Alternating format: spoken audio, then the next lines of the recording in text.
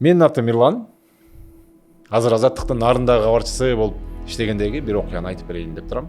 Бир күнү Мээрим деген бир кыйын кыз тууралуу маалымат угуп калдым. Ал автокырсыкка кабылып, ошондон жакшы баса албай калган экен. Мээрим ошол өзүнүн айылына мал-жандыктын тарпын өрттөөчү крематорий алып келген экен да. Ал андан башка да коомдук иштерге активдүү катышып, жергиликтүү кеңештин төрайымы дагы экен. Муну угуп эле аны видеого тартуу үчүн 250 чакырым жол жүрүп, Жумгалга жетип бардым. Мээримди биринчи көргөндө андан күчтүү, тайманбаган кыздын образын байкадым. Аны менен камеранын кубаттагычы өчүп калгыч жакта сүйлөштүк.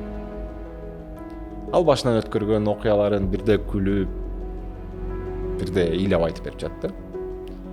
Ортодо Мээримге кошулуп жашып алдым. Анын окуясын угуп алтып, аябай таасирлендим. Ошентип видео жарыяланды. Көп өтпөй ошол кездеги эмгек, социалдык камсыздоо жана миграция министри Кудайберген Базарбаев өзү Мээримдин үйүнө кирип барды. Министр эмне жардам керек деп сураганда ал айылга майыптыгы барлар үчүн инклюзивдүү борбор ачууга жардам бериңиз деди. Мен чынын айтсам, ал өзүнө керектүү бир нерсе сурайт го деп тургам. Бирок Мээрим андай кылган жок. Министр менен жолуккандан кийин 1 жыл өтүп, ошол борбор ачылды. Көрсө Базарбаев Мээрим тууралуу видеону көрүп, Жумгалга атайын барган экен. Мени жанына кошуп алганынын себеби да ошондон болуптур. Ошол видеодо каарман Мээрим менмин.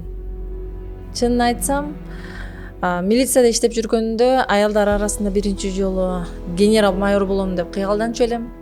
Бирок ал кыялдарыма автокырсыгына учурагандан кийин чоң чекит коюлду. Мирландын мен тууралуу материалынан кийин жашоомдун жаңы бөлүгү башталды. Бир күнү эшикти ачсам эле министр Кудайберген Базарбаевич турат. Толкунданып, эмне кыларымды билбей калыптырмын. Ошол видеодон кийин мени спикер катары түрдүү иш-чараларга чакырып башташты. Өзүмдү башкаларга үлгү экенимди сездим.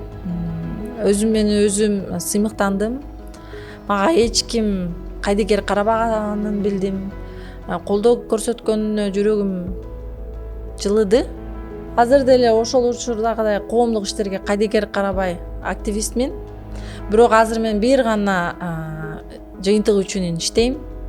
Нарын областында муниципалдык кризистик борбор ачтык. Жана ошондой эле инклюзивдүү борбор иштеп жатат. Жергиликтүү тургундарга келип турушат. Биринчи жолу жергиликтүү кеңешке депутаттыкына талапкерге койгон айымдарга айтышты. Сени көрүп биз шыктандык, үлгү алдык деп. Ал нерсени уккандан кийин мен аябай сүйүндүм, дагы дем алдым. Мындай сөздөр мага канат тепкич болуп берет. Колдоп сүрөп турса эле. Чарчабайм, кемсинбейм, өкүнбөйм. Жөн гана дареметимди колдонуп, артымда из калтырсам дейм. Мээримде эл кыздар көп болсун дейли. Мындай кыйындардын ажарын ачалы. Эл алардын эмгегинен баар таба берсин.